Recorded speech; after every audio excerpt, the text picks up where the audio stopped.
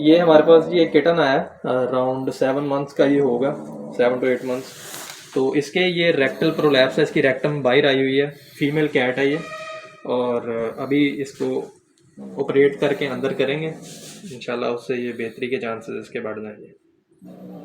Every day your pet speaks to Allah in prayer. Speaks to Allah in a dua. What does it say? It says, "Oh Allah, my owner is taking care of me. He's spending on me. He's looking after me. Oh Allah, look after him. Increase in his rizq. Bless him. Protect him. Protect his children." And their dua is tasbih. So every day your pet speaks to Allah in prayer. Speaks to Allah in a dua. What does it say?